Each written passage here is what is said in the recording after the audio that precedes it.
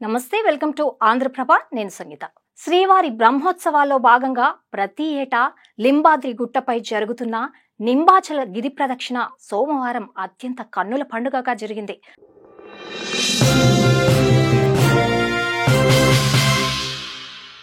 నింబాచల గిరి ప్రదక్షిణ చేయడం ద్వారా మోక్షంతో పాటు కోరిన కోరికలు నెరవేరుతాయని ఇక్కడి భక్తుల నమ్మకం. లింబాద్రి గుట్టపై అక్టోబర్ 27 నుండి శ్రీవారి బ్రహ్మోత్సవాలు అంగరంగ వైభవంగా కొనసాగుతున్నాయి. అందులో భాగంగా శ్రీ లక్ష్మీ నరసింహుని ఆయుధమైన శ్రీ చక్రస్వాముల వారిని గిరి ప్రదక్షిణ గావించారు. శ్రీవారి ఉత్సవ యాగ సంరక్షణకు శ్రీ చక్రస్వాముల వారిచే నింబాద్రి కొండ ప్రదక్షిణ జరుపుతారు. ముందుగా ఆలయ అర్చకులు శ్రీ చక్రస్వాముల వారిని పల్లకిలో పుష్పాలంకృతాలను చేస్తారు. మేళ తాళాలు, బాజా భజంత్రీలు, మంగళ హారతులు, భగవంతుని సంకీర్తనలతో భక్తజనులు గోవింద నామస్మరణతో వెంట నడువగా కొండ ప్రదక్షిణ గావించారు.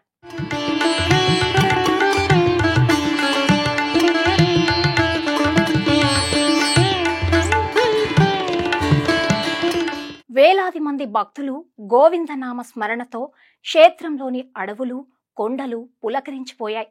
నవాహ్నిక క్రియారూపంలో ప్రకాశించే ఇట్టి మహోత్సవంలో సాక్షాత్తు శ్రీ లక్ష్మీ నృసింహుని నివాస స్థలమైన నింబగిరి కొండపై జరిగిన శ్రీ చక్రస్వాముల గిరి ప్రదక్షిణ కోసం వచ్చిన భక్తుల జీవితం ధన్యమవుతుంది. గిరి ప్రదక్షిణ చేసిన భక్తుల మనోభీష్టాలను ఆ లక్ష్మీ నరసింహుడు నెరవేర్చి ఆయురారోగ్యాలను, సంపదలను చేకూరుస్తాడని భక్తుల నమ్మకం.